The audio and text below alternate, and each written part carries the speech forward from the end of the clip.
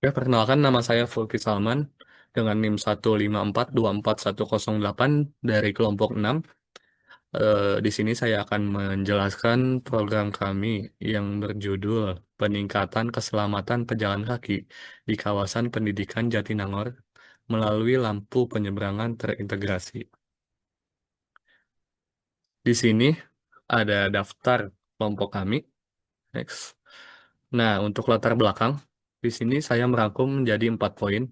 Yang pertama, keselamatan pejalan kaki di Indonesia masih kurang menjadi perhatian utama, khususnya di dalam pembangunan infrastruktur jalan. Yang kedua, di kawasan Jatinangor, peningkatan jumlah penduduk dan kendaraan tidak diimbangi dengan fasilitas penyeberangan yang memadai. Yang ketiga, penempatan zebra cross yang tidak strategis serta minimnya perlindungan di area padat aktivitas menimbulkan risiko kecelakaan lalu lintas yang tinggi. Yang keempat, kondisi ini menjadi urgensi untuk menghadirkan solusi penyeberangan yang aman dan adaptif. Untuk rumusan masalahnya, di sini saya merangkum menjadi 4. Yang pertama adalah apa faktor penyebab ya, penyebabnya yang belum tersedianya trotoar yang layak di kawasan komersial Jatinangor. Yang kedua, mengapa fasilitas penyeberangan yang ada belum menjamin keselamatan pejalan kaki.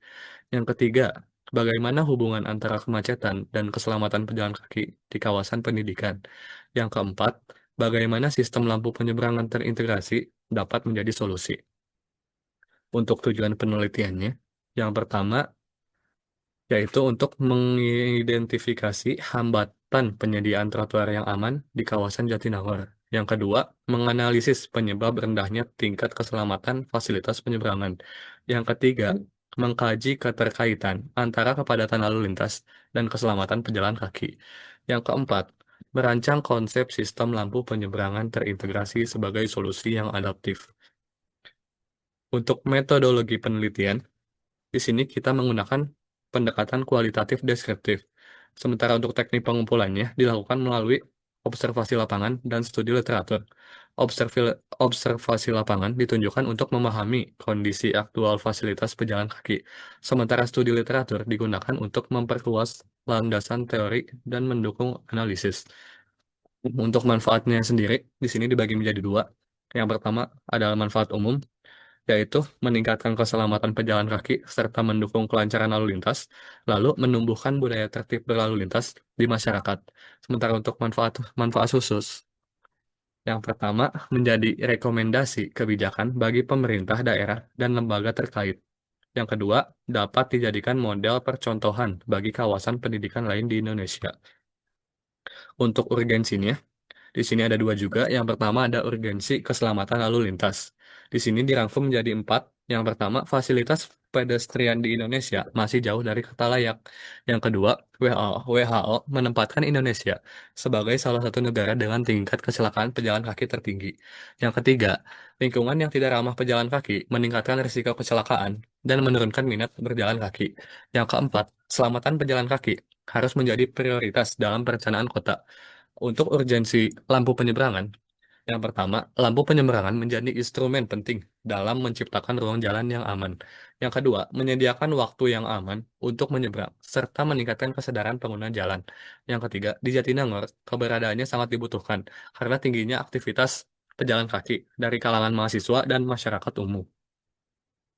Untuk studi penelitiannya, di sini ada 4. Yang pertama, dari Marzuki 2023, sistem tombol dan isyarat suara memungkinkan pejalan kaki menyeberang dengan aman dan tertib melalui zebra cross dan memberikan kontrol langsung terhadap waktu penyeberangan.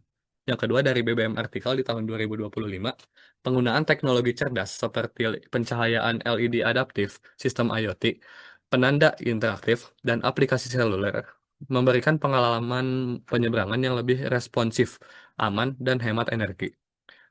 Yang ketiga, dari Imam di tahun 2022, rendahnya tingkat pemanfaatan lampu penyeberangan di Kota Palembang disebabkan oleh kurangnya pemahaman masyarakat terkait cara penggunaan fasilitas yang telah disediakan. Yang keempat, dari Aulia dan Suprayogi di tahun 2020, studi di Surabaya membuktikan bahwa Pelician Crossing mampu meningkatkan kepatuhan pejalan kaki secara signifikan dari 43 menjadi 78 melalui penyediaan sinyal visual dan suara jelas. Untuk dampaknya, di sini ada dampak positif dan dampak negatif. Yang pertama, dari dampak positif, di sini ada 5 poin, yaitu meningkatkan keselamatan dan kenyamanan bagi pejalan kaki. Kedua, mengurangi potensi kecelakaan lalu lintas. Ketiga, mengatur arus lalu lintas secara lebih tertib.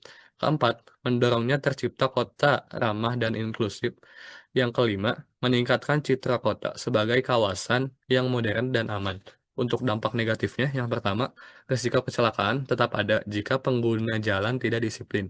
Yang kedua, lampu yang terlalu sering atau terlalu dekat bisa mengganggu arus lalu lintas. Yang keempat, waktu tunggu yang kurang efisien berpotensi mendorong pelanggaran. Untuk kesimpulan dan rekomendasinya, yang pertama kesimpulannya, fasilitas penyeberangan di Jatinangor masih jauh dari kata layak dan aman. Dan solusi berupa lampu penyeberangan pintar sangat dibutuhkan untuk menunjang keselamatan. Untuk rekomendasinya, penempatan strategis di titik rawan. Yang kedua, integrasi teknologi dan sosialisasi penggunanya. Dan yang ketiga, perawatan rutin dan penegakan aturan secara konsisten. Sekian dari saya. Terima kasih sudah menyaksikan. Wassalamualaikum warahmatullahi wabarakatuh.